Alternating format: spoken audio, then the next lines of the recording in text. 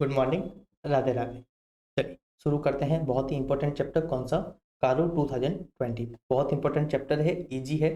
साथ में चांसेस है कि यहाँ से क्या हो, क्वेश्चन हो आ जाए एग्जाम में। अब एक बार ये कारो शुरू करें उससे पहले एक बार फिर से सारे क्लॉज क्विकली एक बार देख लेते हैं कि उनकी सीक्वेंस क्या थी। अगर आपको याद है तो वेल एंड गुड, नहीं तो एक बार मैं आपको फिर से लिखवा देता हूँ। देखिए ये छोटी सी स्टोरी है जो मैंने बनाई थी, तो शायद आपको ये हेल्प कर सकती है क्लॉजेज को लर्न करने में सीक्वेंस वाइज। ठीक है, क्या था? Fill your account with deposit and cost to pay statutory dues as per your income, as per your.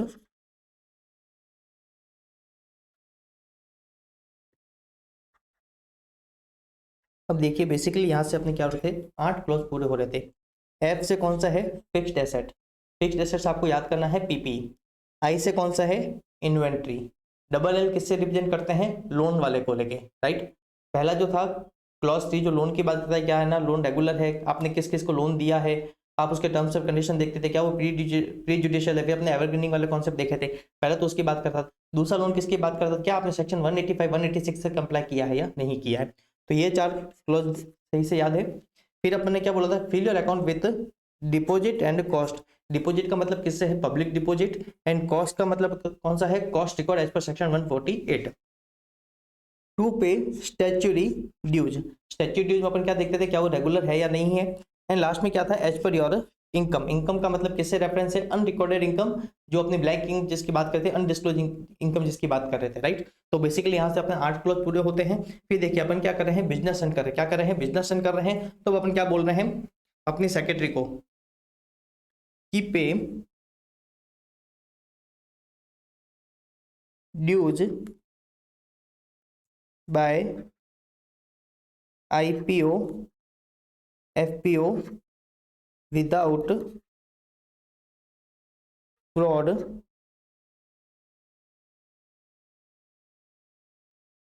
say this to your secretary निधि,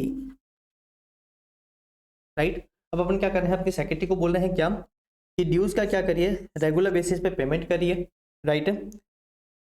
कहाँ से करोगे?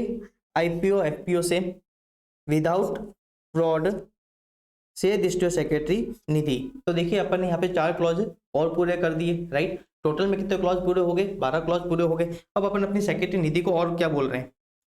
अब अपन अपनी सेक्रेटरी निधि को बोल रहे हैं कि आप क्या करिए, talk with RP as per our internal audit system and check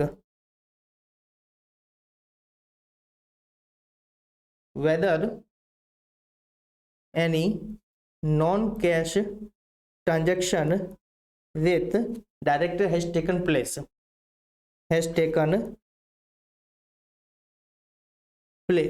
right. If yes, whether they are as per RBI, right. And check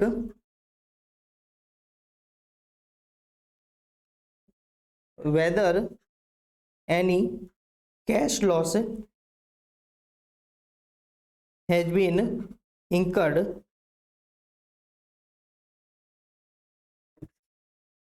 for such a transaction and whether any issue has been raised by the statutory auditor. In case of such transaction, whether issue raised by statutory auditor, right. तो देखिए अपन अपनी secretary निधि को क्या बोल रहे हैं, आप क्या करिए, रिलेटेड पार्टी के साथ बात करिए, राइट। कैसे बात करोगे? As per our internal audit system and check whether any non cash transaction with the director has taken place or not. If yes, whether they are as per RBI and check whether any cash loss has been incurred under such transaction and if yes, whether any issue has been raised by the statutory auditor. तो देखिए total में कितने clause हो गए? 12, 13, 14, 15, 16, 17, 18, 18 sequence में हो गए. इसके बाद ध्यान रखना 3 क्लॉज बाकी रहते हैं. कौन सा? एक तो मटेरियल अनसर्टेनिटी वाला, उसके बाद कौन सा था? CSR वाला था, और उसके बाद कौन सा था? कारो वाला था. इसी तरीके से अपने क्या हो जाते थे? 21 क्लॉज पूरे हो जाते थे. राइट, तो चलिए शुरू करते हैं.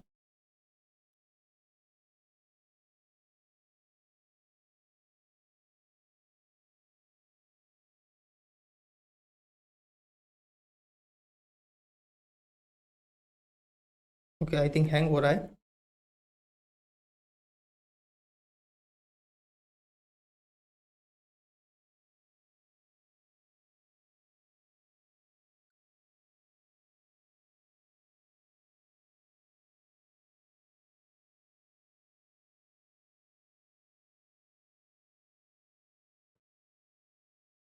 ओके, आई डोंट नो क्या प्रॉब्लम हो रही है. एक सेकंड गाइस, होल्ड करिएगा.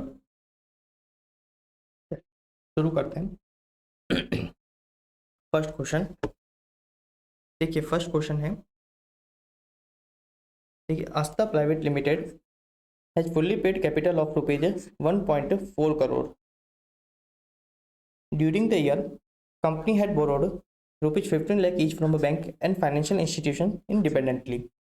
It has the turnover net of GST 50 lakh which is credited to a separate account of rupees 475 lakh during the immediate preceding financial year. Will company's auditors report or the 2020 will be applicable to Astha Private Limited? देखिए अपन ने clearly बोला था class में कि ध्यान रखना, सबसे पहले आप क्या करना, अगर डेटा आपको ध्यान रखना paid up share capital turnover का दिया हुआ है तो ध्यान रखना पहले आप चेक करोगे किसका, क्या वो स्मॉल कंपनी है या नहीं. अगर वो स्मॉल कंपनी के क्राइटेरिया फॉलो करती है तो अपन क्या करेंगे, उस पर कार्य एप्लीकेबल नहीं करेंगे. तो देखिए पहला तो इनका जो पेड अप कैपिटल है वो 140 लाख की है, तो मतलब 4 करोड़ से बहुत कम है. दूसरा ध्यान रखना उनका टर्नओवर कितना है,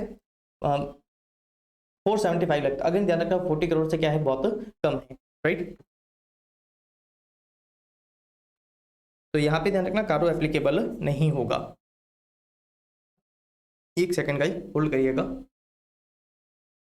ओके, हाँ हम कहाँ थे? चलिए नेक्स्ट क्वेश्चन देखते हैं.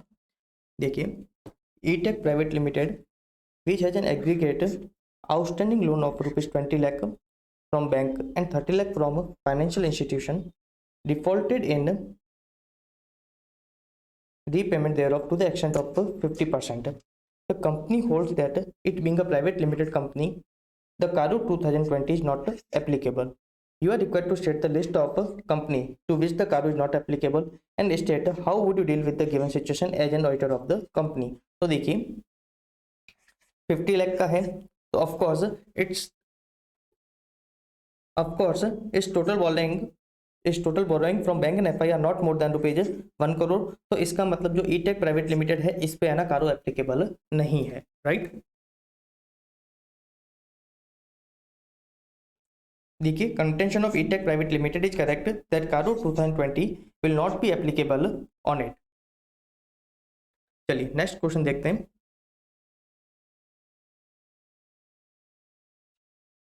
देखिए, a private limited had issued shares of rupees 80 lakh and had borrowed rupees 60 lakh from each of 2 financial institutions and its turnover net of excise 100 lakh which is credited to a separate account is rupees 950 lakh during immediately preceding financial year. Will company's order 2020 will be applicable to a private limited?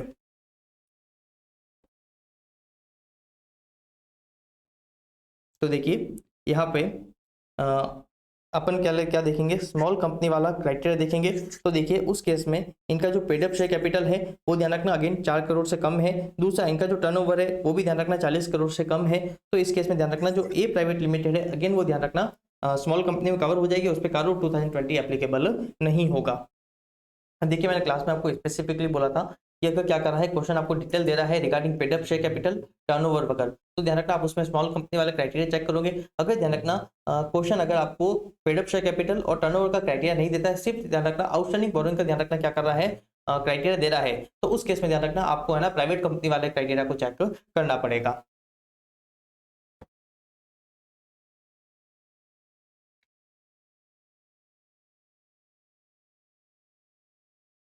Okay, next question देखते हैं।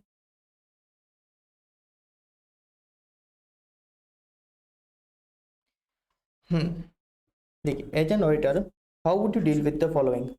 Else private limited which has outstanding loan of more than 100 lakh from financial institution defaulted in repayment thereof to the extent of 50%. The company holds that it being a private limited company, the company's order Karu 2020 is not applicable. तो देखिए पहला तो ध्यान रखना यहाँ पे detail अपन को किसके रिगार्डिंग दे रखी है, सिर्फ आउटस्टैंडिंग लोन्स एंड बोरोइंग्स के रिगार्डिंग दे रखी है। तो ध्यान रखना इस केस में अपन क्राइटेरिया कौन सा वाला चेक करेंगे, प्राइवेट कंपनी वाला। और यहाँ पे क्वेश्चन क्लियरली बोल रहा है कि ध्यान रखना उनका आउटस्टैंडिंग लोन बोरोइंग कितना है ड्यूरिंग द ईयर, 1 करोड़ से ज्यादा है। कितना है, 1 करोड़ से ज्यादा है। तो ध्यान रखना उस केस में कारू 2020 एप्लीकेबल हो जाएगा। साथ में ध्यान रखना हमको क्लॉज 9 में अपन को इसको इस चीज को रिपोर्ट करना पड़ेगा। पैरा 3 क्लॉज 9 में अपन को इस चीज को रिपोर्ट करना पड़ेगा, right, regarding the default in the repayment of loans and borrowings, right. देखिए पहला तो रिपोर्टिंग अंडर कारो रिक्वायर्ड, दूसरा आपको क्लॉज 9 में आपको ध्यान रखना इसका क्या करना पड़ेगा, रिपोर्टिंग करना पड़ेगा, राइट। साथ में आपको बताना पड़ेगा period and amount of the default. यहाँ पे इसको सही करना, यहाँ पे क्लॉज 9 आएगा, राइट, ये सही है यहाँ पे। चलिए नेक्स्ट क्वेश्चन देखते हैं। देखिए T private limited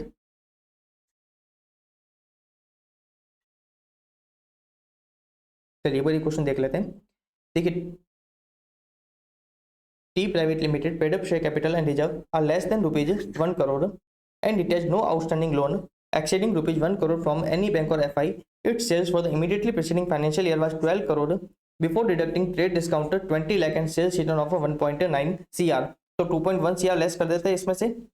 the service and by company amounted to ₹20 lakh plus 20 lakh हमको ऐड करना पड़ेगा। तो देखिए इसका अमाउंट कितना आ जाएगा, 10.1 CR। The company contents that reporting under CARO 2020 is not applicable. तो देखिए यहाँ पे अपन को इतना दिमाग लगाने की जरूरत ही नहीं है, क्योंकि यहाँ पे देखिए अब क्या कर रहे हैं आईसीआई, यहाँ पे है ना आईसीआई क्या कर रही है, स्मॉल कंपनी वाले क्राइटेरिया अप्लाई कर रही है। तो उस केस में ध्यान रखना कारो एप्लीकेबल नहीं होगा, राइट। चलिए नेक्स्ट क्वेश्चन देखते हैं। A private limited company reports the following position as at the end of the current financial year. Paid up capital है 60 लाख, रिवैल्यूएशन रिजर्व 2080 हो गए, कैपिटल रिजर्व 2212 हो गए एंड डेबिट बैलेंस है 98 लाख। तो ऑफकोर्स कारो नॉट एप्लीकेबल।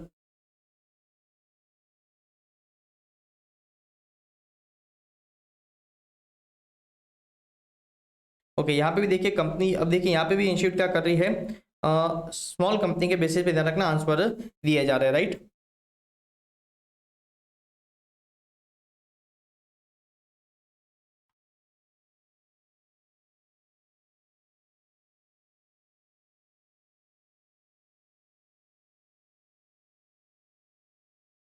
चलिए नेक्स्ट क्वेश्चन देखते हैं।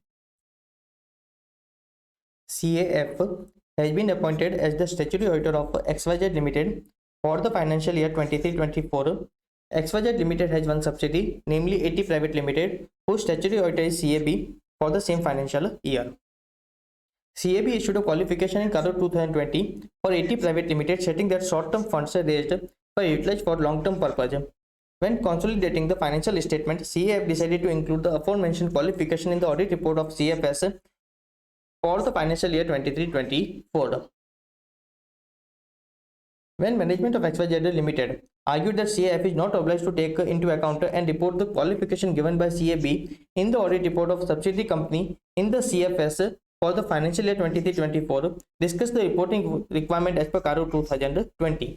देखिए नॉर्मली अपन ने बोला था कि जो कारो रिपोर्टिंग होती है वो CFS के केस में एप्लीकेबल नहीं होती है, पर एक्सेप्ट क्लॉज 21 ध्यान रखना अप्लाई होता है। और ध्यान रखना क्लॉज 21 क्लियरली बोलता है कि ध्यान रखना अगर जो सब्सिडी कंपनी वगैरह है, अगर उसकी कारो रिपोर्ट में क्या है कोई क्वालिफिकेशन है, तो ध्यान रखना आपका जो CFS के जो ऑडिटर, राइट, CFS की जो कारो रिपोर्ट जो होगी रिगार्डिंग क्लॉज 21, वहां पे आपको इनकॉर्पोरेट करना पड़ेगा स्टेटमेंट क्या कि वेदर कोई सब्सिडी की जो कारो रिपोर्ट है क्या वहाँ पे कोई क्वालिफिकेशन है तो आपको बताना पड़ेगा। साथ में ध्यान रखना आपको उसकी डिटेल भी देना पड़ेगी, कौन से क्लॉज में, ध्यान रखना कौन से पैरा में है ना, क्या है क्वालिफिकेशन वगैरह है।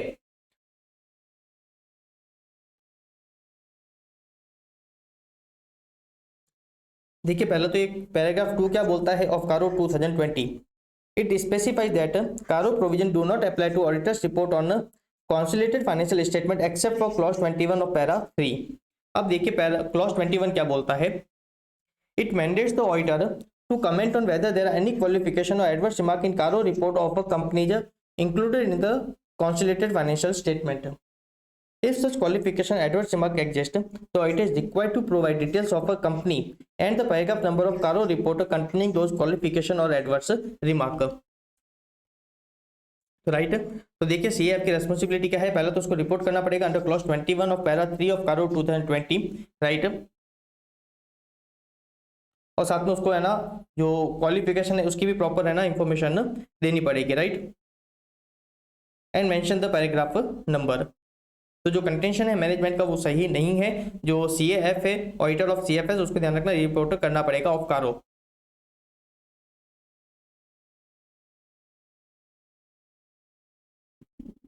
चलिए नेक्स्ट क्वेश्चन देखते हैं। देखिए ये अगेन रिपीटेड क्वेश्चन है, रिपीटेड और डायरेक्ट बेसिस क्वेश्चन है, एक बार आप देख लेना ऊपर जैसा ही क्वेश्चन है। चलिए नेक्स्ट क्वेश्चन देखते हैं। देखिए ये भी बड़ा इजी क्वेश्चन है। इस क्वेश्चन में क्या है, एक प्राइवेट लिमिटेड है, वो क्या है सब्सिडरी है लिस्टेड एंटिटी की। तो ये पूछा क्या उस केस में कारो एप्लीकेबल है, यस उस केस में कारो एप्लीकेबल होता है। नेक्स्ट क्वेश्चन देखते हैं। ये भी देखिए अगेन रिपीटेड क्वेश्चन है।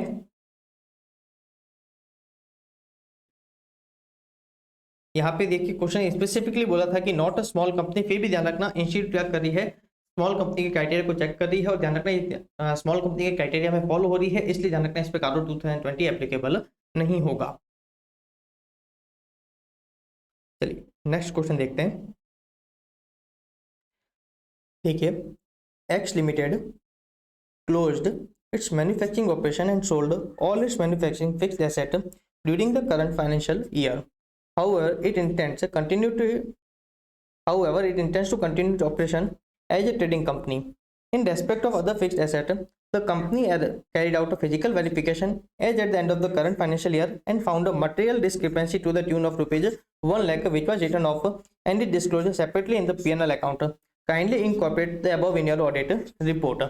ओके तो देखिए हमको क्लॉज 1 में इसके रिगार्डिंग हमको क्या करनी पड़ेगी, रिपोर्टिंग करनी पड़ेगी, क्या कंपनी है ना एडिक्वेट रिकॉर्ड मेंटेन कर रही है, साथ में क्या कंपनी ने फिजिकल वेरिफिकेशन किया है एट द ना रीजनेबल इंटरवल, और अगर किया है तो क्या वहाँ पे कोई है ना मटेरियल डिस्क्रिपेंसी मिली थी, और मिली थी तो क्या कंपनी ने उसको प्रॉपरली बुक्स ऑफ अकाउंट्स में डील किया है या नहीं किया है। तो हम यहाँ पे क्लियरली बताएंगे, right, as per the information and the evidence obtained by us, right. Auditor clearly बताएगा कि ध्यान रखना क्या क्या है management physical interval regional interval पे क्या क्या है कैरी किया है, साथ में उनको क्या मिला था मटेरियल डिस्क्रिपेंसी मिली थी to the amount of rupees 1 lakh, और ध्यान रखना उन्होंने क्या क्या है उसको एडिक्वेटली है ना डील किया है इन द बुक्स ऑफ अकाउंट। साथ में ध्यान रखना यहाँ पे क्या बोला है कि जो कंपनी ने जो सेल वगैरह करी है, साथ में ध्यान रखना जो गोइंग कंसर्न को लेकर जो डाउट आ रहा है ऑडिटर क्या करेगा उस चीज पे भी रिपोर्ट करेगा।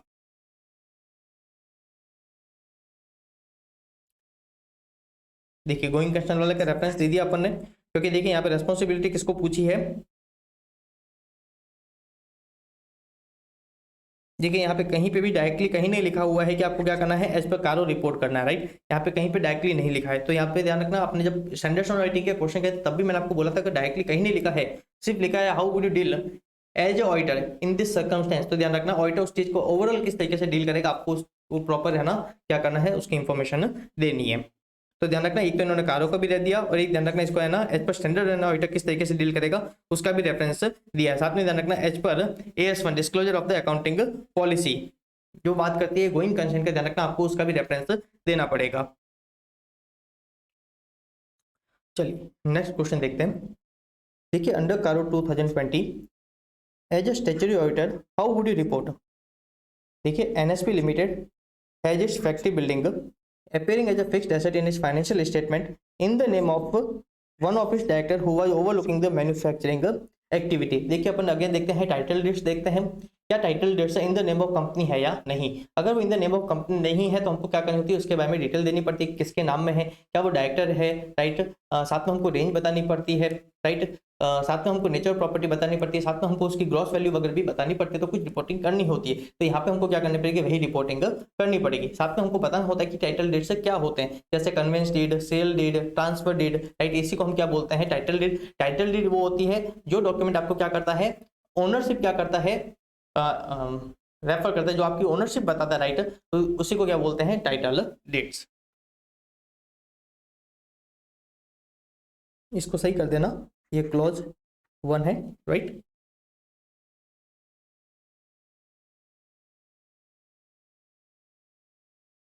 देखिए आपको इस केस में ना डिटेल्स देनी पड़ेगी regarding the description of property, उसकी ग्रॉस कैरिंग वैल्यू किसके नाम में है, whether his promoter, director, relative or employee, period held, reason for not being held in the name of company and also indicative there any dispute.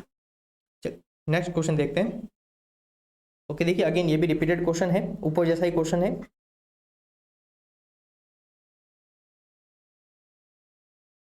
बस वहाँ पे क्या था, वहाँ पे डायरेक्टर के नाम पे थी, यहाँ पे स्टेट बैंक ऑफ इंडिया के नाम पे है। तो अगेन आपको ध्यान रखना, सेम प्रोसीजर फॉलो करना पड़ेगा, सेम रिपोर्टिंग आपको करनी पड़ेगी। चलिए नेक्स्ट क्वेश्चन देखते हैं। देखिए property plant and equipment of army limited included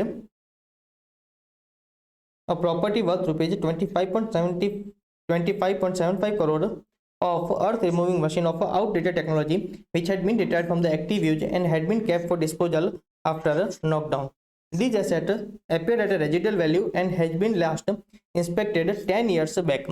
As an auditor, what may be your reporting concern in view of the Caro 2020 on matters specified above. देखिए अब स्पेसिफिकली अपन को कारो के अकॉर्डिंग ही अपन को आंसर देना है। देखिए ऑडिटर हमेशा चेक करता है कि क्या फिजिकल जो पीपीई है, क्या उसका है ना रीजनेबल बेसिस पे उसका फिजिकल है ना वेरिफिकेशन हुआ है या नहीं हुआ है, रीजनेबल इंटरवल पे।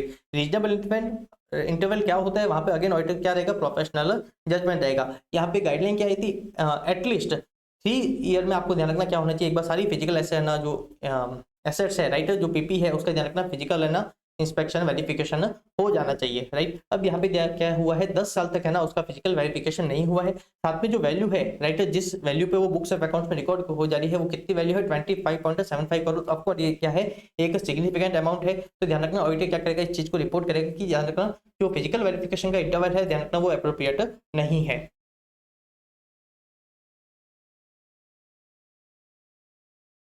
देखिए auditor required to state that the fact about discrepancy in system of physical verification of machine is held for disposal. Auditor को इस चीज को क्या करना पड़ेगा, रिपोर्ट करना पड़ेगा।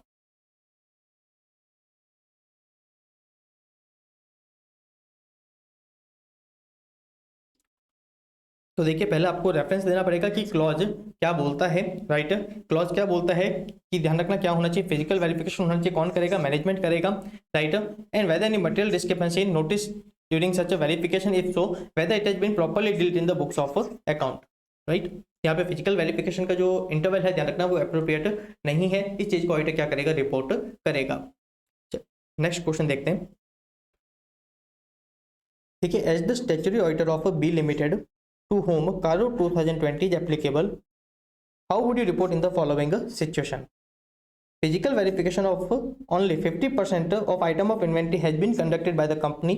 The balance 50% will be conducted in next year due to lack of time and resources. तो अगेन ये किसकी बात कर रहा है, इन्वेंट्री की बात कर रहा है। तो ध्यान रखना इन्वेंट्री के केस में भी क्लॉज 2 क्या बोलता है कि उसका physical verification at a reasonable interval होना चाहिए। अगेन रीजनेबल इंटरवल क्या होता है, वो ऑडिटर का प्रोफेशनल जजमेंट रहेगा।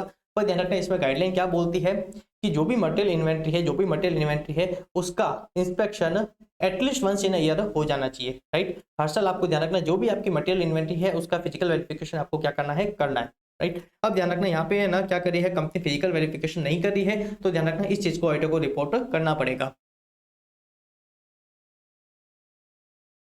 देखिए all the item of inventory should be verified by management of the company at least once in a year. Auditor need to satisfy himself about verification at a reasonable interval In the given case, physical verification of 50% of item has not been conducted by the management during the year. Auditor should point out the factor regarding inadequacy in physical verification procedure of the inventory in a report. Right? चलिए next question देखते हैं. देखिए, mister Arjun was appointed as the engagement partner on behalf of a Wisman Company Chartered Accountant firm for conducting statutory audit assignment of a Sinwar Limited unlisted public company. Now, Mr. Bridges, one of the senior engagement team member, was given the responsibility to audit the matter as per the requirement of CARO 2020, and in that connection, he made the following observation that may be relevant for reporting as per the said order. क्या क्या observation है? देखिए, one of the plant and equipment taken on a lease by Sinwar Limited was revalued based on the registered valuer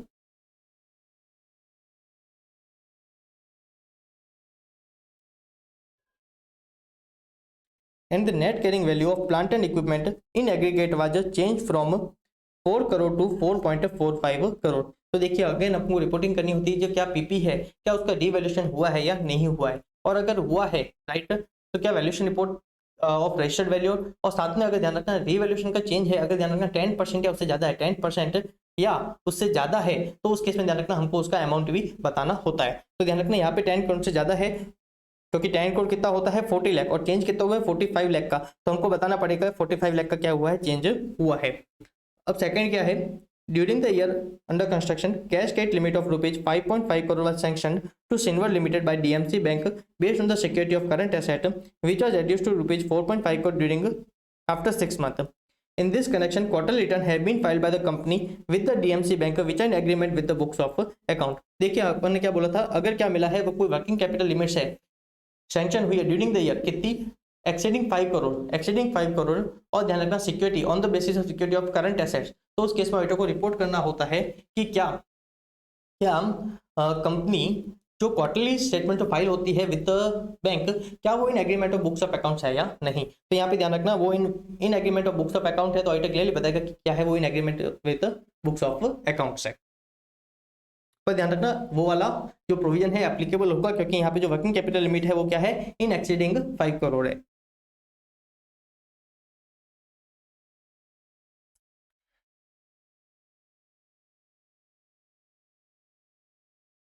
तो देखिए, हमको report करना होता है क्या कंपनी ने रिवैल्यूएशन किया है, and whether if so whether the revaluation is based on the valuation by the registered value, and specify the amount of change if the change is more than 10% or more in the aggregate of the net carrying value of each class of a PP.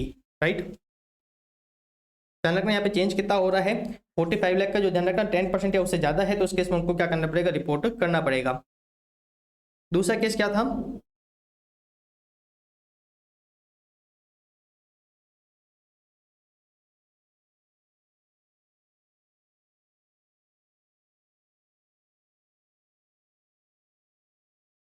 ठीक है, conclusion, auditor is required to report the working limit sanctioned to Sinwar Limited disagreement of the quarterly statement with the books of account. यहाँ पे disagreement नहीं आएगा, agreement, right, यहाँ पे कोई भी डिसएग्रीमेंट नहीं है, वो ध्यान रखना वो in accordance with the books of accounts था. Right,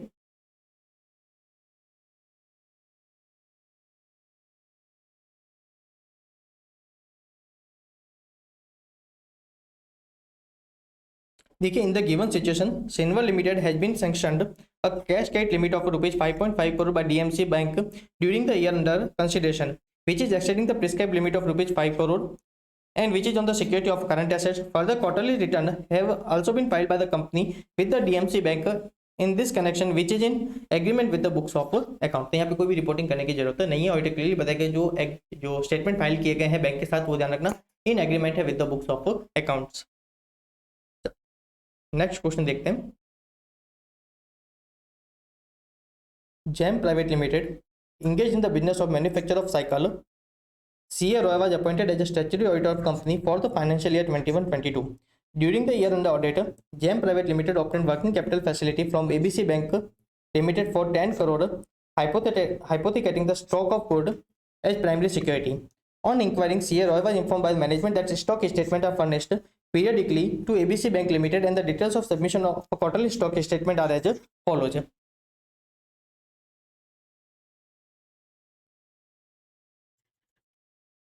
the management of Gem private limited did not disclose the above variation in notes to account forming part of the financial statement of the company for the year 21-22. The management replied that there are no variation as on the balance sheet date, and further they are of the view that the stock statement furnished to bank is only a formality and computed arbitrarily only for the purpose of securing higher drawing power, and hence a statutory auditor need not be bothered.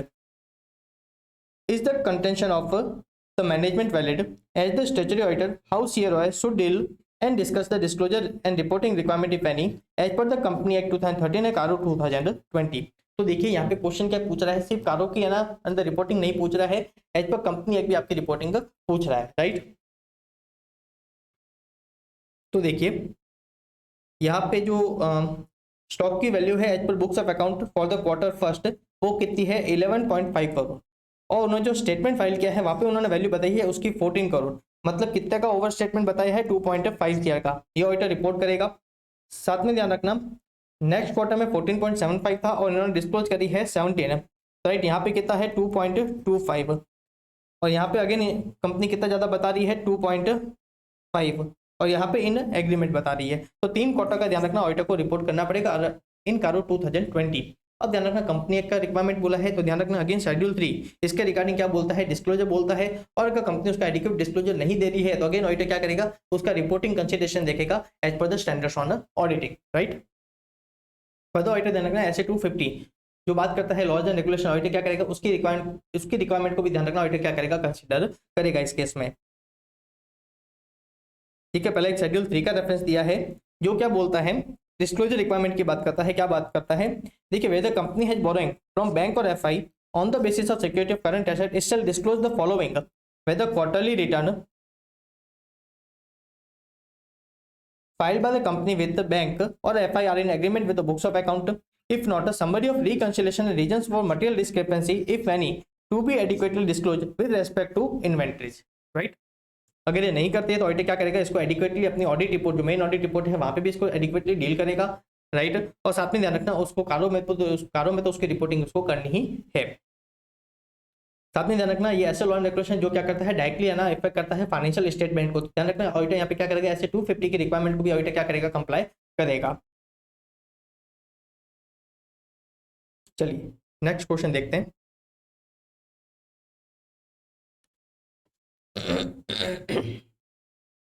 देखिए in the course of audit of Y limited as the auditor of company you observe the following, क्या है case, the company has advanced a loan to a firm in which a director was interested at a rate lower than the prevailing market rate, as well as there was no agreement on terms of repayment.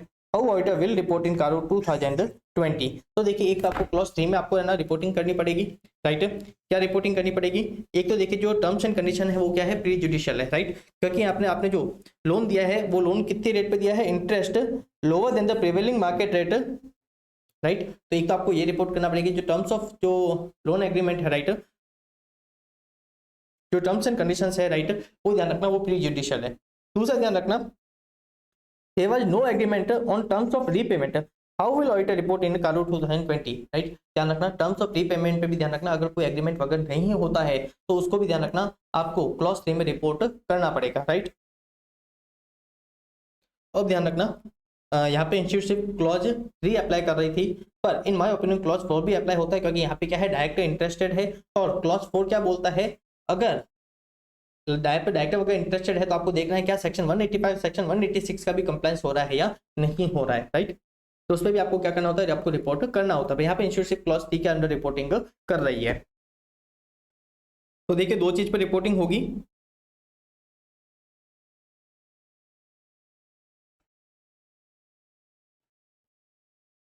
एक तो किसकी बोल रहा है, whether during the year company has provided loan advances to any other entity, if so indicate the aggregate amount during the year and balance outstanding as at the balance sheet date. और दूसरा ध्यान रखना आपको बताना है क्या terms and conditions prejudicial तो नहीं है।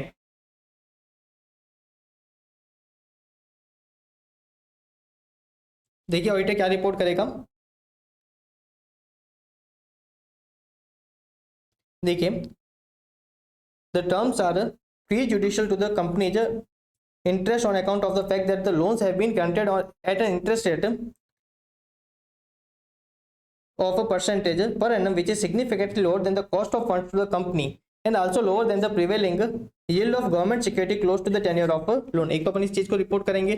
सो दूसरा ध्यान रखना, अपन इस चीज को भी रिपोर्ट करेंगे अंडर क्लॉज 3। क्या clause 3 require the auditor to report whether the company has granted any loan advances in the nature of loan without nature of loan either repayable on demand or without specifying any terms of repayment. If so, specify the aggregate amount, percentage thereof to total amount and aggregate amount of loan granted to promoter related party as defined in section 2 of the Company Act 2013, right? तो देखिए again अपन को यहाँ पे clause 4 apply होना चाहिए था, initiate नहीं करे तो हम भी यहाँ पे क्या करेंगे, सिर्फ क्लॉज 3 को ही अप्लाई करेंगे। चलिए नेक्स्ट क्वेश्चन क्या है, देखिए H limited granted unsecured loan of ₹1 crore at the rate 15% to 2 of its subsidy during the current financial year. Before the year and both the company repaid the loan.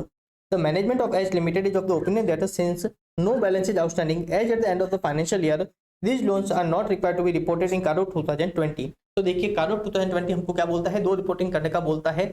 एक तो आपका aggregate outstanding कितना था during the year, और दूसरा आपका balance at the balance sheet date क्या है, राइट? आपका बैलेंस शीट डेट पे उसका क्या बैलेंस है। तो हम क्या करेंगे, एक तो उसका एग्रीगेट बताएंगे ड्यूरिंग द फाइनेंशियल ईयर कितना था, और बताएंगे बैलेंस शीट डेट पे क्या है, नील अमाउंट है, राइट? तो ऑफकोर्स Carrot 2020 में इसकी रिपोर्टिंग आपको करनी पड़ेगी।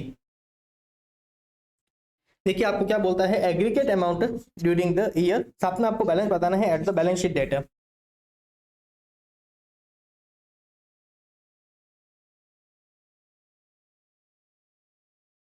देखिए क्या बोल रहा है, while examining the loan auditor should also take into consideration loan advances in the nature of loan transaction that have been squared up during the year and report such transaction under this clause.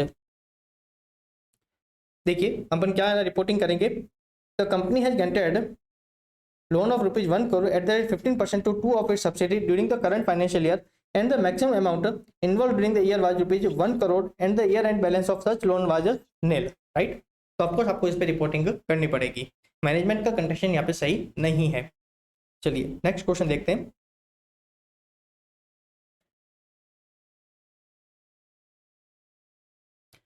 अब देखिए, as a company auditor you notice that there is an inter corporate loan granted by company, what are the reporting requirement as regard the matter concerning terms of interest on the inter corporate loan. अब यहाँ पे देखिए, यहाँ पे सिर्फ an entity क्या करी है, क्लॉज 4 को ही है ना रेफरेंस दे रही है, क्लॉज 3 का यहाँ पे कोई रेफरेंस नहीं दे रही है। तो यहाँ पे अपन क्या करेंगे, सेम क्वेश्चन आता तो हम भी क्या करेंगे, सिर्फ क्लॉज 4 का रेफरेंस देंगे, चेक करेंगे क्या सेक्शन 185 186 से कंप्लायंस है या नहीं है, और अगर नॉन कंप्लायंस है तो हम क्या करेंगे, उसकी रिपोर्टिंग करेंगे।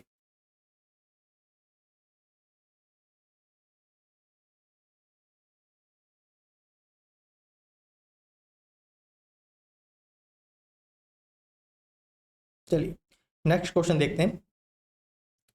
देखिए Carrot 2020 require the audit of a company to report whether maintenance of cost record has been specified by the central government under section 148 of the Company Act 2010 and whether such accounts and records have been so made and maintained. You are required to briefly explain the audit process to be followed by the auditor and suggest the reporting pattern. तो of course ध्यान रखना, यहाँ पे cost audit mandatory नहीं होती है, सिर्फ अगर एंटिटी पे क्या है एप्लीकेबल है सेक्शन 148(1) जो बात करता है कि एंटिटी को क्या करना है, कॉस्ट रिकॉर्ड प्रिपेयर करना है और क्या करना है, उसको मेंटेन करना है। अपन ने क्या बोला था, नॉर्मली कॉस्ट रिकॉर्ड किसके रिगार्डिंग मेंटेन करने होते हैं, direct material, labour and the direct expenses, right? उसके रिगार्डिंग ऑडिटर कंपनी को क्या करना होता है, कॉस्ट रिकॉर्ड से मेंटेन करने होते हैं। और जो ऑडिटर है उसका क्या करेगा, ध्यान रखना, सिर्फ एक जनरल रिव्यू करेगा, क्या करेगा, उसका एक जनरल रिव्यू करेगा, उसका इन डेप्थ एग्जामिनेशन करने की जरूरत नहीं है। ऑडिटर क्या करेगा, सिर्फ एक उसका जनरल रिव्यू लेगा, चेक करेगा क्या उसका एडिक्वेट रिकॉर्ड मेंटेन है या नहीं है as per the section 148 requirement, ध्यान रखना। और ध्यान रखना ऑडिटर क्या करेगा, उसी तरीके से उसकी क्या करेगा, रिपोर्टिंग करेगा। ऑडिटर बताएगा हमने क्या किया है, इसका सिर्फ एक जनरल रिव्यू क्या है, हमने क्या किया है, सिर्फ एक प्राइमा फेसी एविडेंस होते हैं, हमने क्या किया है, उसी के बेसिस पे हमने क्या करी है, रिपोर्टिंग करी है। देखिए पहले अगेन सिर्फ क्या कर रहे हैं, मीनिंग बता रहे हैं, कॉस्ट रिकॉर्ड्स क्या होता है।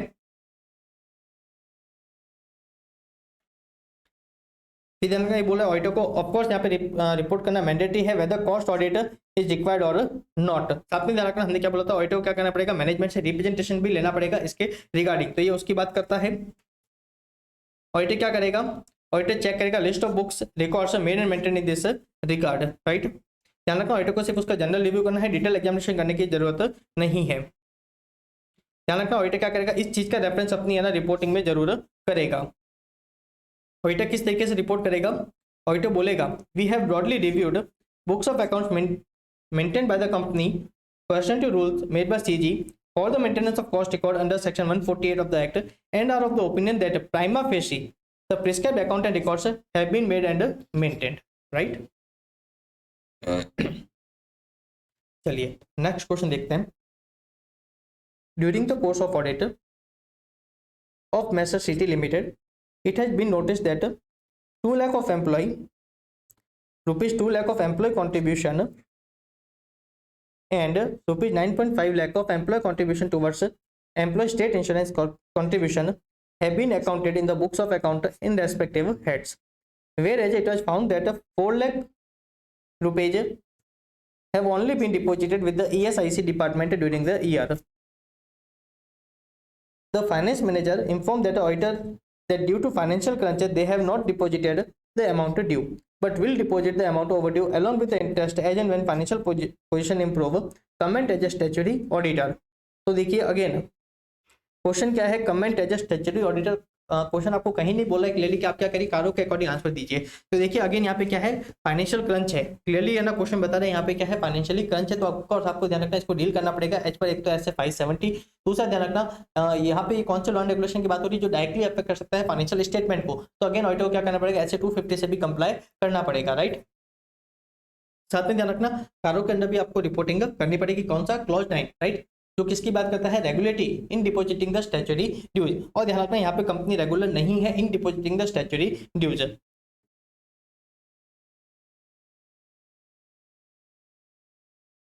देखिए एक तो यहाँ पे इंस्टीट्यूट ने रेफरेंस दिया है ऐसे 250 का, आप दे सकते हो, ऐसे 570 का भी आप रेफरेंस दे सकते हो, क्योंकि यहाँ पे क्या है, फाइनेंशियल क्रंच बताया जा रहा है, जो एक क्या होती है, कंडीशन होती है जो इंडिकेट कर सकती है कि आपको क्या करना चाहिए, गोइंग कंसर्न को एक बार असेस करना चाहिए, राइट।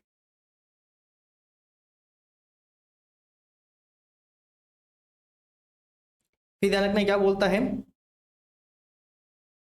जो प्रोविडेंट फंड वगैरह होते हैं या फिर जो एम्प्लॉय स्टेट इंश्योरेंस ड्यूज वगैरह होते हैं वो कैसे होते हैं, नेचर स्टैट्यूटरी ड्यूज के नेचर में होते हैं। और उस केस में ध्यान रखना अगर उसका रेगुलर डिपॉजिट नहीं हो तो ध्यान रखना आपको क्या करना पड़ेगा, उसका रिपोर्टिंग करनी पड़ेगी, राइट।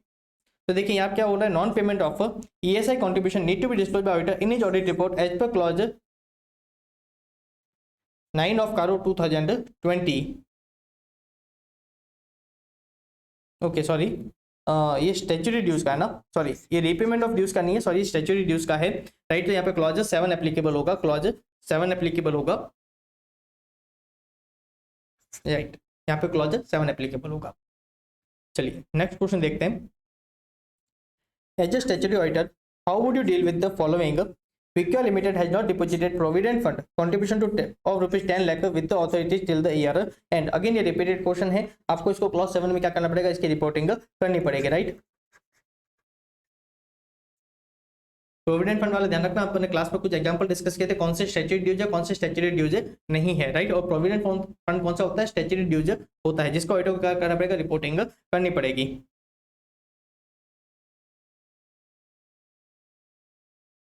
आगे एक बार आपको थोड़ी सी और इसकी एप्लीकेबिलिटी एक बार अगर आपके दिमाग से निकल गई हो तो एक बार आपको रीड करा देते हैं। देखिए क्या बोलता है, एप्लीकेबिलिटी ऑफ रिपोर्टिंग, ध्यान रखना extent of arrear of outstanding statutory dues as at the last day of financial year concerning concern for a period of more than 6 months from the date they become payable shall be indicated. ध्यान रखना जो due date of payment है अगर उसके 6 months से क्या रखना, अगर पेमेंट नहीं होता है, राइट, अगर 6 month ध्यान रखना एक्सपायर हो जाता है before the date of financial statement, तो ध्यान रखना उस केस में रिपोर्टिंग होगी। मान लीजिए ड्यू डेट थी कब, जनवरी में, और अपना मार्च एंड ईयर एंड कब होता है, 31 मार्च को। अगर जनवरी में ध्यान रखना क्या है, अगर ड्यू डेट थी तो उस केस में ध्यान रखना रिपोर्टिंग नहीं होती है। एटलीस्ट ध्यान रखना 6 month ध्यान रखना क्या हो जाती है, पास हो जाना चाहिए before the date of financial statement, right. फिर ध्यान रखना अगेन ऐसे 250 का रेफरेंस दिया जा रहा है, क्योंकि यहाँ पे क्या था, एज ए स्टैट्यूटरी ऑडिटर आपको क्या था, आपको कमेंट करने के लिए बोला था, राइट।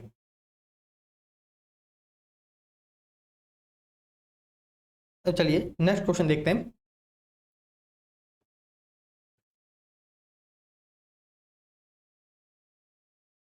अगेन डायरेक्ट क्वेश्चन है, डायरेक्ट एंड रिपीटेड क्वेश्चन है, एक बार देख लेना।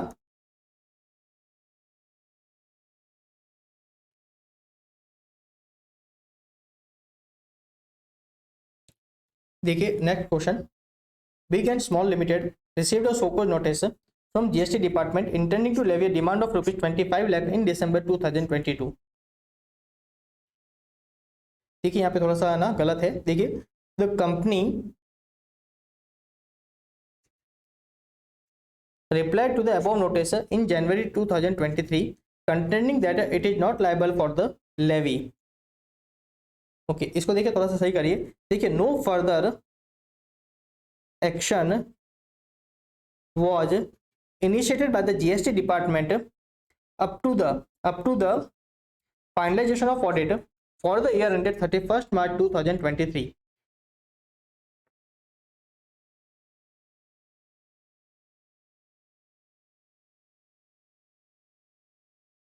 Now, as the auditor of the company, what is your role in this? तो देखिए दूसरा केस कि अब आगे जीएसटी डिपार्टमेंट पे भी से भी इसके रिगार्डिंग कोई रिप्लाई नहीं आया है। और दूसरा एक चीज देखिए 6 मंथ इलेप्स नहीं हुआ है, 6 मंथ इलेप्स नहीं हुए। अगर 6 मंथ इलेप्स नहीं होते हैं तो उस केस में ध्यान रखना उसकी रिपोर्टिंग करना मैंडेटरी नहीं, आपको उसकी रिपोर्टिंग करने की जरूरत नहीं होती है। और ध्यान रखना इस केस में अगर जीएसटी डिपार्टमेंट का सामने से कोई रिप्लाई आया ही नहीं है अभी तक, तो ध्यान रखना इसको हम डिस्प्यूटेड ड्यूज भी नहीं मानेंगे, राइट। देखिए in the present case issuance of so called notice by the GST department does not tantamount to demand payable by the company as the company has replied to notice and no further correspondence was received from the department. It has to be considered that there is no demand, right? Conclusion, the auditor did not report on this।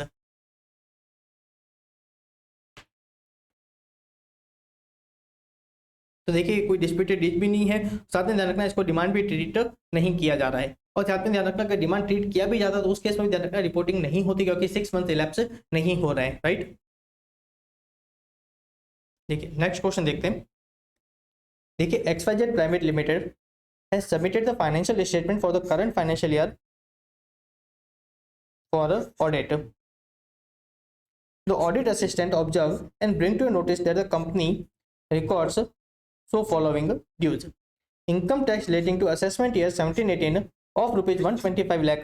Appeal is pending before the Honorable ITAT since 30th September 2018। तो देखिए आपको एक तो इसकी reporting करनी पड़ेगी कि कितना अमाउंट है, राइट, कहाँ पे अपील होकर पेंडिंग है और ये कब है ना ओरिजिनेट वगैरह हुआ, तो आपको क्या करना पड़ेगा, आपको उसकी कंप्लीट डिटेल आपको देनी पड़ेगी। नेक्स्ट केस क्या है, custom duty of ₹85 lakh. Demand notice was received on 15/9/2022 but no action has been taken to pay or appeal. As an auditor, how would you bring this fact to the member? देखिए 15/9 तो 10, 11, 12 and 1st, 2nd, 3rd, तो देखिए 6 month क्या हो गए हैं, ellipse हो गए हैं। और ध्यान रखना कस्टम ड्यूटी जो होती है वो ध्यान रखना स्टैट्यूटरी ड्यूज होती है। अगर आप उसका 6 मंथ तक पेमेंट नहीं करते हो तो ध्यान रखना वो एक इरेगुलरिटी है और आपको क्या करना पड़ेगा, उसकी रिपोर्टिंग करनी पड़ेगी। तो देखिए अगेन क्लॉज 7 क्या बोलता है इस केस में। देखिए ऑडिटर बताएगा पहला तो इनकम टैक्स एक्ट के अंदर क्या है, पेंडिंग है, टाइप ऑफ ड्यूज क्या है, इनकम टैक्स, अमाउंट कितना इन्वॉल्व है, period to which amount relate and forum where the dispute is pending, right. और ध्यान रखना जो 85 लाख वाला है उसमें ध्यान रखना 6 मंथ इलेप्स हो चुके हैं, इसलिए क्या है इसको एक इरेगुलरिटी माना जाएगा, which should be brought to the notice of member by reporting under para 3 clause 7 of CARO 2020, right. चलिए नेक्स्ट क्वेश्चन देखते हैं। देखिए as an auditor how will you report under CARO in each of the following situation? Since more than 7 month payment of electricity bill to company establish under statute is outstanding. देखिए अपन electricity bill के case में बोला था, ध्यान रखना इसको statue dues treat नहीं किया गया है और उस केस में ध्यान रखना कारो 2020 में आपको इसकी रिपोर्टिंग करने की जरूरत नहीं है। The company had imported goods 5 years back and were placed in the bonded warehouse till the end of financial year under audit. The company had not paid import duty as goods have not been removed from such a warehouse. The company has also not paid rent and interest expenditure payable on the amount of a customer duty. देखिए यहाँ पे custom duty तो नहीं आएगी क्योंकि अभी तक goods है ना वेयर हाउस से बाहर ही नहीं निकले, तो ऑफकोर्स कस्टम ड्यूटी पे करने का तो कोई बात आती ही नहीं है, तो वहाँ पे तो रेगुलर चेक करने की जरूरत है ही है। पर ध्यान रखना जो रेंट और इंटरेस्ट है ध्यान रखना उसको भी, जो कस्टम ड्यूटी के रिगार्डिंग जो रेंट इंटरेस्ट लगता है उसको भी ध्यान रखना क्या बोला था, स्टैट्यूटरी ड्यूज बोला गया था। अगर आप उसका पेमेंट नहीं कर रहे हो तो ध्यान रखना वो इरेगुलरिटी में कवर हो जाएगा और आपको क्या करना पड़ेगा, उसकी रिपोर्टिंग करनी पड़ेगी। अब देखिए नेक्स्ट क्वेश्चन, नेक्स्ट रिक्वायरमेंट क्या बता रहे हैं। The company has received an income tax assessment order along with demand notice from assessing officer. The company has not paid dues payable as the same is not acceptable to the company. The company has neither preferred appeal against the order nor an application for rectification of mistake has been made. The company has just merely represented to the assessing officer. ठीक है, पहला तो जो मेरे representation है उसको ध्यान रखना, आप है ना अपील नहीं मानेंगे. राइट, साथ में ध्यान रखना हमको देखना है कि जो अपील की टाइम लिमिट है वो एक्सपायर हुई है या नहीं हुई है. दूसरा ध्यान रखना हमको यहाँ पे 6 मंथ का भी आपको कंसीडर करना है कि 6 मंथ इलेप्स होता है या नहीं होता है. उसके बेसिस पे हम क्या करेंगे, यहाँ पे रिपोर्टिंग करेंगे. मान लीजिए क्या है 6 मंथ इलेप्स हो जाता है, मान लीजिए 6 मंथ इलेप्स हो गए हैं और ध्यान रखना कंपनी अपील में वगैरह नहीं गई और अपील का पीरियड ध्यान रखना क्या है एक्सपायर हो चुका है, तो उस केस में ध्यान रखना क्या होगी, एक इरेगुलरिटी हो जाएगी जिसको ऑडिटर को क्या करना पड़ेगा, रिपोर्ट करना पड़ेगा. अब देखिए नेक्स्ट वाला क्या है. The company, in view of the voluminous payroll data consistently followed by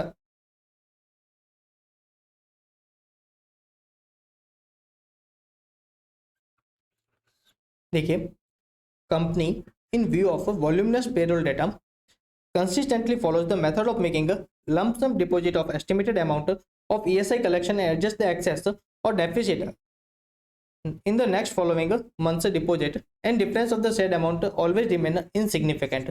देखिए इसमें भी अपन ने क्लैरिफिकेशन देखा था. ईएसआई के केस में ध्यान रखना क्या हो सकता है, कंपनी लमसम क्या कर सकती है, डिपॉजिट कर सकती है. ऑडिटर उस केस में चेक करेगा जो लमसम डिपॉजिट हो रहा है और जो एक्चुअल जो है ना ड्यू आ रहा है, ध्यान रखना दोनों में अगर क्या है डिफरेंस क्या है, इनसिग्निफिकेंट है. दोनों में डिफरेंस क्या है, इनसिग्निफिकेंट है. साथ में कंपनी क्या कर रही है, इस तरीके के मेथड को क्या कर रही है, कंसिस्टेंटली फॉलो कर रही है. और अगर कोई रेक्टिफिकेशन चाहिए, मतलब कोई डिस्क्रिपेंसी है, कंपनी क्या कर रही है, उसको टाइमली बेसिस पे उसको क्या कर रही है, प्रॉपर्ली डील कर रही है, उसका पेमेंट वगैरह कर रही है, तो इस केस में आपको रिपोर्टिंग करने की जरूरत नहीं होती है. राइट, एक बार आप ये चारों चीज देख लेना, वापस से यही चीज वापस से रिपीट करी गई है. देखते हैं. देखिए नेक्स्ट क्वेश्चन क्या है. Okay limited has taken a term loan from Nationalized Bank in year 2017 of rupees 200 lakh, repayable in 5 equal installment of rupees 40 lakh from 31st March 2018 onwards. It has repaid the loan due in 18 and 19 but defaulted in 2021-22. As the auditor of OK Limited, what is your responsibility assuming that company has sought reschedulement of a loan? देखिए अपने चीज बोली थी कि अगर आप कोई application file कर रहे हो फॉर द रीशेड्यूलमेंट ऑफ लोन, तो उसका मतलब ये नहीं है कि आपने क्या किया है, जो डिफॉल्ट हुआ है उसको आपने क्या किया है, सही कर दिया. राइट, वो अभी भी ध्यान रखना उसको क्या माना जाएगा, डिफॉल्ट ट्रीट किया जाएगा. ऑडिटर क्या करेगा, इस चीज को रिपोर्ट करेगा. राइट, ऑडिटर क्लियरली बताएगा कौन कौन से ईयर का पेंडिंग है, साथ में टोटल डिफॉल्ट का भी अमाउंट बताएगा. Right,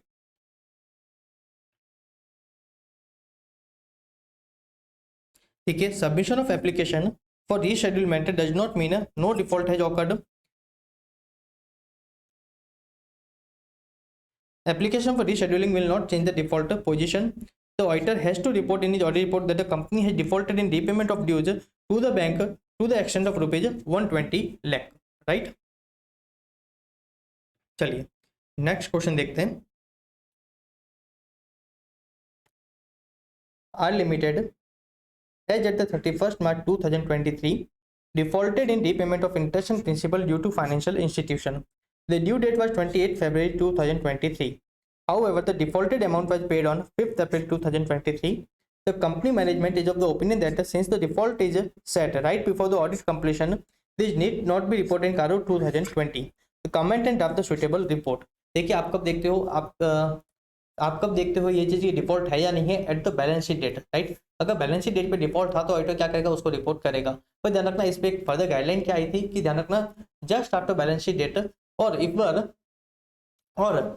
before the completion of audit. Right, अगर क्या कर रही है कंपनी उस चीज को क्या कर रही है, रेक्टिफाई कर रही है. राइट, अगर कंपनी क्या कर रही है, उसका कंप्लीट पेमेंट कर रही है. राइट, इस तरीके से क्या क्या है वो डिफॉल्ट नहीं है, तो ऑडिटर क्या करेगा, उस चीज के रिगार्डिंग भी क्या करेगा, एक रिमार्क अपनी है ना रिपोर्ट में देगा. ऑडिटर बताएगा कि ध्यान रखना बैलेंस शीट डेट पे तो क्या था, डिफॉल्ट था, पर after the balance sheet date the all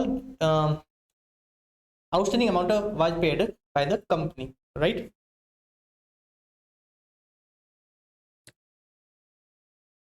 यहाँ पे सही करना है, शेड्यूल 3 है.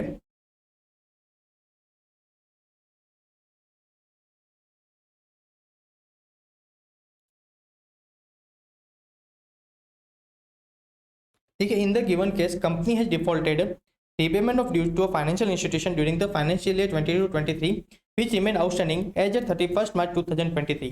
However, the company has settled total outstanding dues including interest in April 23, but the dues were outstanding as at 31st March 2023. Now, the auditor is required to state in his report the default of the company in respect of repayment of its dues and report as under. So, the company has defaulted in repayment of principal interest to the financial institution amounted to rupees that became due on 28 February 2023. However, the outstanding sum was settled by the company on 5th April 2023. Right, इस तरीके से अपन को क्या करनी पड़ेगी, अपन को reporting करनी पड़ेगी कि 31 मार्च को तो क्या था, डिफॉल्ट था, पर 5 मार्च को उन्होंने क्या, कंपनी ने पूरा पेमेंट क्या किया, सेटल कर दिया इंक्लूडिंग इंटरेस्ट। चलिए नेक्स्ट क्वेश्चन देखते हैं। देखिए, under CARO how as a statutory auditor how would you comment on the following? A term loan was obtained from a bank for rupees 75 lakh for acquiring R&D equipment, out of which 12 lakh were used to buy a car for use of the concerned director who was overlooking the R&D activities. देखिए, अपन ने क्या देखा था repayment of dues वाले में कि ध्यान रखना, अगर कंपनी क्या कर रही है, उसको कोई अदर पर्पज के लिए क्या कर रही है, यूज कर रही है, या फिर शॉर्ट टर्म को लॉन्ग टर्म के लिए यूज कर रही है, लॉन्ग टर्म को शॉर्ट टर्म के लिए यूज कर रही है, राइट। अगर कोई दूसरे पर्पज के लिए यूज कर रही है तो ऑडिटर क्या करेगा, उस चीज को भी अपनी रिपोर्ट में आना बताएगा, राइट। देखिए क्लॉज क्या बोलता है, clause 9, auditor need to comment whether term loan were applied for the purpose for which the loan was obtained. इसके लिए आप क्या कर सकते हो, जो एग्रीमेंट वगैरह है, जो सैंक्शन लेटर वगैरह है, राइट, आप क्या कर सकते हो, उसको है ना ऑब्टेन कर सकते हो in order to determine the purpose of the loan. The amount of loan so diverted and the purpose for which it is used may be reported.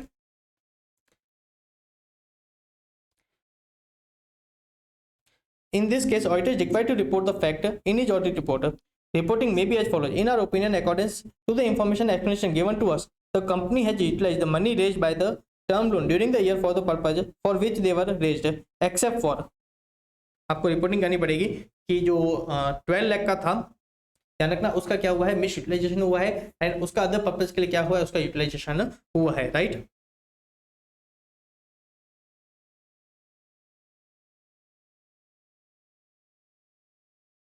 Next question देखिए, as a statutory auditor how would you deal with the following. देखिए, LM limited had obtained a term loan of rupees 300 lakh from bank for the construction of a factory.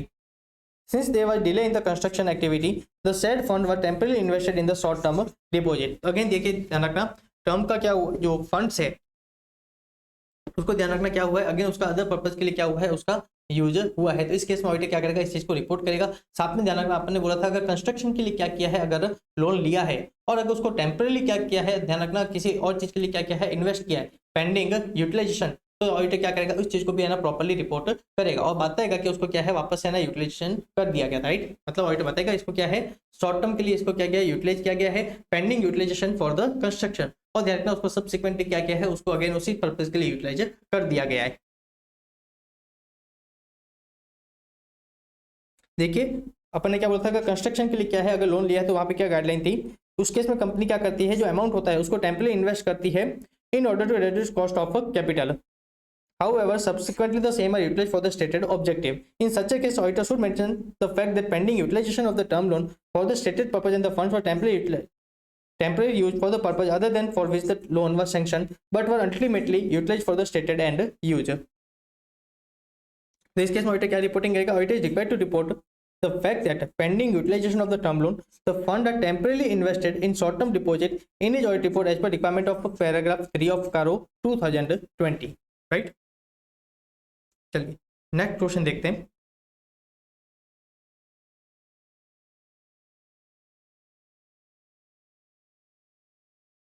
देखिए, ये भी again repeated जैसा question है,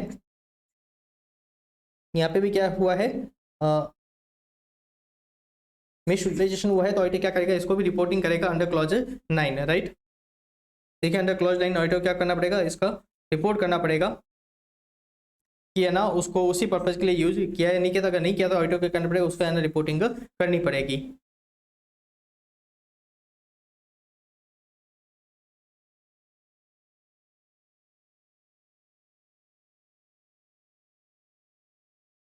चलिए आज का last question देखते हैं। फिर इसके बाद का जो कारो है अपन नेक्स्ट सेशन में कंप्लीट करेंगे, राइट। देखिए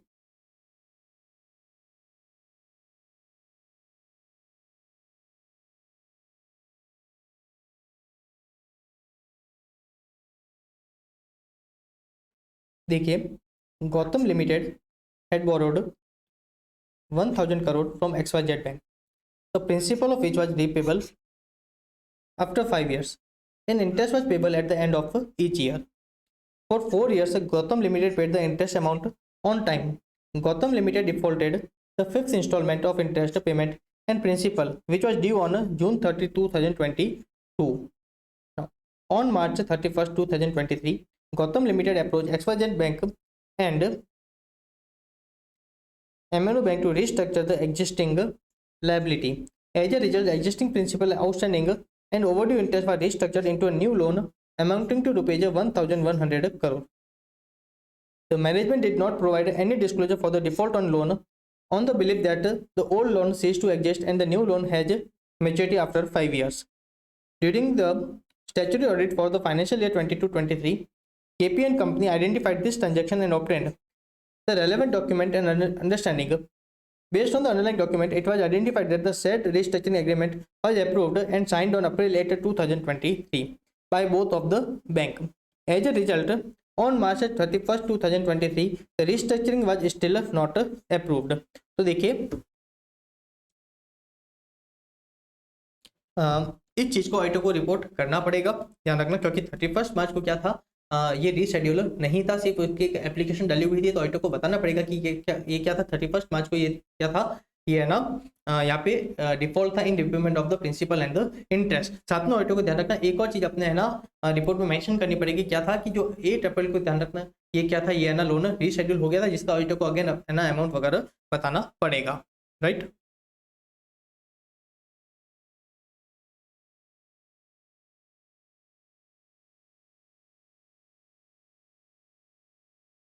देखिए auditor is required to report under clause 9 of para 3 Caro 2020, that is whether the company has defaulted in repayment of loans and other borrowings or in the repayment of interest thereon to any lender. If yes, then provide the details of the period and the amount of default. Also, the auditor need to consider the impact of such a non-disclosure and non-compliance with the FRF, and accordingly auditor needs to issue a qualified opinion or adverse opinion as per SA 505. देखिए यहाँ पे जो question था, यहाँ पे इस question ने पूछा था kindly guide the statutory auditor in the reporting of this transaction. सिर्फ कारों के हिसाब से आपको आंसर नहीं पूछा था, राइट। आपको एज ए स्टैट्यूटरी ऑडिटर आपको क्या था आंसर पूछा था, तो ऑफकोर्स आपको है ना as a standards on auditing आपको इसका आंसर देना पड़ेगा कि आपको इस आप है ना मेन ऑडिट रिपोर्ट में आप इस चीज को किस तरीके से डील करोगे।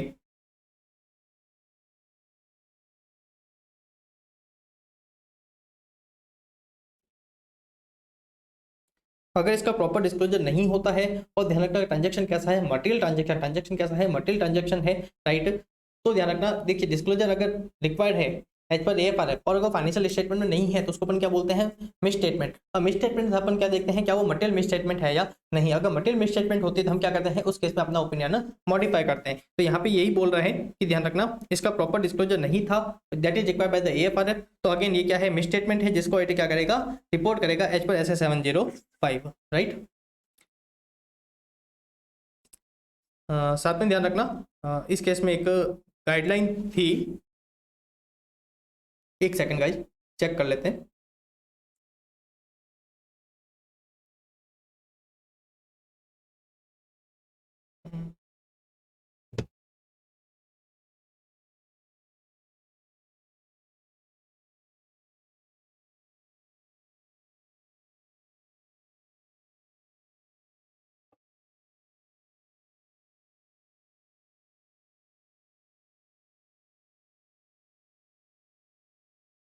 देखिए यहाँ पे भी ये चीज यही बोलता है कि देखिए क्या बोलता है, it is clarify that where reschedulement of loan has been approved subsequent to the balance sheet date auditor should report the default during the year, however he may mention this fact in his remark column, right.